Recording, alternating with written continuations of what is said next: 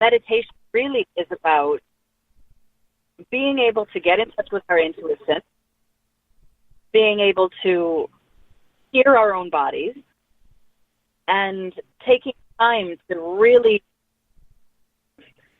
be able to see where we fit in the world and what we're doing that best serves. So anything that you do that can get you into that state of mind, whether it's with us or whether it's going for a walk in the woods, it's equally a valid meditation. A lot of people, when they think of meditation or new to meditation, think they have to sit in a room, cross-legged, empty their mind of all thought, and, that's not the thing. I mean, it's possible, but it's not easy to do for a beginning meditator. It's not easy to do for Westerners because our minds are like going all the time. That's, to me, when I have something else to focus on, I can meditate much better, whether it be on a guided meditation or music or even just focusing on my breath to rest my monkey mind. Absolutely. Well, and what you asked us earlier, like, you're kind of breaking up a little bit. Okay. Can you hear me okay? That's better? Yeah, keep talking. Keep talking. It's just breaking up a little bit. When it gets really good, I'm going to say that's good. Okay. The reason why we do what we do, that's aside good. from we're drawn to do it, is because we want to see some change in the world. And, you don't have to tune into the news very long before your blood pressure starts going up. And we've kind of cultivated a society that's waiting for somebody to make a change for us. Yeah. And we need to, as a society, remember our own power, for one thing. And that we don't have to wait for the government or, the local whatever to say, hey, we've finally done something good. Mm-hmm. But what we need people to do is we need to recognize, A, what they're good at, what their gift to the world is, and how they can best serve their communities. And so for us, doing what we do is about, our own lifestyle and our own spiritual journey. But it's equally about being the change that we want to see in the world. And that change comes by sharing our gifts and passions and spiritual gifts, talents with others. And so we do it with our instruments and talking and whatever we are inspired by to share on the spot. It's the flow, to be part of the flow, to be the change, because each of us, we are the change we are dreaming of.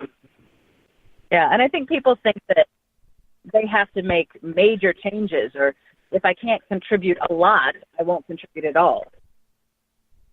And, so what we do, for example, we facilitate sort of workshops and retreats. And part of what we do is we walk people through kind of identifying what their core values are and whether or not they're living by those values. And, it's not something that you actually need us sitting in a room to do, but more often than not, we don't take the time to do it. So when we have our retreats and seminars, we really want to emphasize, you don't have to do it all. Just make one little change, whether it's recycling or whether it's, you want to eat a bit healthier or whatever it is that's really important to you as a societal, influencer. So. Right. That's Mother Teresa said something like that. And I can't remember what the first part of it is, but the second part is do small things with great love. Well, she does have one thing that says something about helping people, the importance of helping people, but start with the person next to you. Right. Right. And the message being, You don't have to do some big elaborate gesture. Just look around you. There's somebody that needs help. Mm-hmm. Yep, and that's the truth too. Boy, and I so agree with you. Even in my coaching, when I sit down with a client for the first time, kind of a discovery session, if you will, and I ask them these questions that make them think, it's like they haven't thought about themselves or the way they feel or their opinions on certain subjects for a long time, because we just are so jammed with input that we don't take enough time to sit down and really measure how we feel about stuff. Absolutely. And we've gotten ourselves into a bit of a fix in that way, culturally, that to do nothing is frowned upon. So sometimes we have to do nothing so that we can, let our intuition kick in and hear what the world wants us to do. Mm-hmm. I often tell people, praying, we do a lot of praying in this country, but praying is the act of talking, not listening. Mm-hmm. And meditation is the act of listening. Mm-hmm. That's right. It's funny because Wayne Dyer says, if praying is us talking to God, then intuition is God talking to us. Absolutely. Yes, and I always love that saying. Plus, when I meditate, I get some of the best messages and ideas and just messages to answer questions that I may have had for a long time, and all of a sudden it'll just pop into my head. So yeah. I'm a different person since I started meditating. Yeah, and it gives us a chance to clear our emotional impact. Basically, if I can read a short segment from Gary Zukav's book, The Seat of the Soul, concerning emotions, it says, if you are emotionally blocked, then you cannot or you do not know what you feel. Or when you block what you feel so effectively that you become emotionless, you become a negative person and you also develop a physically diseased body. Mm-hmm. By keeping your emotions clear, emotional negativity does not reside in you and you become lighter and lighter. This opens your intuitive track because it allows in you a clear sense of loving. It brings you closer to unconditional love and renders you harmless. It lightens the quality of frequency, so to speak, and therefore the guidance you receive is clear and unobstructed as it enters your system.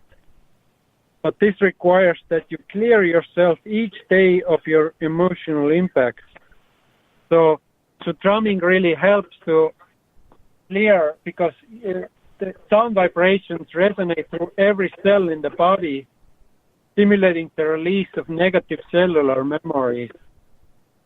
Mm-hmm. And meditation really helps us to become in touch of our own emotions and be able to give us a chance in quiet space or sacred space to clear those emotions, to be able to exist well. Mm-hmm. I love that. Thank you for sharing that. The name of that book was The Seed of the Soul. Correct? Seat. Yes, as in chair. Very good. Okay. Thank you. Yeah, well, and the other thing with meditation that we try to emphasize is that even if you're meditating purely as a mechanism to relax the body, you should still do it, because what happens is we live in a world that has forced us to be in a flight or fight situation most of the time. Our cortisol levels, which is your stress hormone, in most people is high. Now, the reason why that's important to know is because cortisol, i.e. fight or flight, means that your body shuts off everything else required, or everything else not required to get you out of that situation. So, for example, if you're running on high adrenaline, cortisol level all the time, your digestive system isn't working effectively because, you don't need to be able to digest your lunch to get out of a fight or flight situation. Right. Your emotional or your hormones aren't operating properly because, again, cortisol is about fight or flight. It's about survival.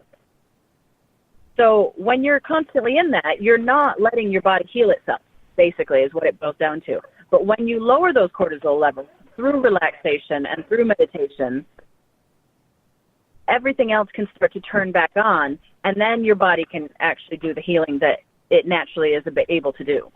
Mm-hmm. Right. That's absolutely 100% right. And we're especially women are not meant to be in that fight or flight mode. We were the gatherers. We stayed at home and were protected. So it's harder even on our bodies than men's. And that's why our heart attack, what is the word I want? It like doubled in between 1995 and 1990 the risk for us having heart attacks. And by 1997, we were equal with men in it being one of the number one causes of death, the number one cause of death. So, so that just gives you one more reason to meditate. So it's not only a mental thing, it's also a physical thing. So absolutely. Right. So that's why a truth is a truth. Everybody needs to start some type of meditation practice. Yeah, because truth is always empowering, and we can receive truth when we are in a relaxed mode and in a way playful, like little children are when they are safe and feeling safe. So creating that safe space every day, sacred space in form of meditation really helps us to develop these connections and become stronger and stronger, therefore more empowered and in touch. Because fear is the number one energy drainage, cause of loss of energy in our physical bodies. So and I encourage people to journal, basically, because if you don't believe what we're saying, it is very easy to figure it out. If you go home every night and write down what your day was like, whether it was stressful, whether it was pleasant, whether you got approval or whether you got a lot of criticism, and then check your energy levels. Because if you get up at 5 a.m. and you have a day where everything is positive, your boss treats you with respect, your work is good, you'll come home and you'll still have energy to devote to your kids and your hobbies and whatever else. Your hobbies and but your if you get hobbies. up at 9 o'clock in the morning and everything is negative all day, you'll get home at 5 o'clock and want to crawl back in bed. That's right. So that's the journal that I'm working on actually reflects on all those things that you just said. That's so very true. And we are in charge of that, aren't we? Absolutely.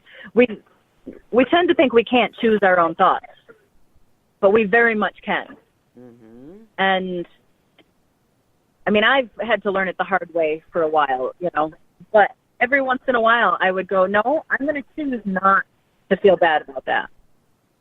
Or I'm going to choose not to be sad, or I'm going to choose not to miss that person, or whatever the case may be. And after a while, you practice those things, it becomes natural to you. So, because you retrain your brain, creating new connections, new neural connections. Yeah. The brain always reverts to what's familiar. So if negativity and complaining and all of those things are your familiar pathways, that's what's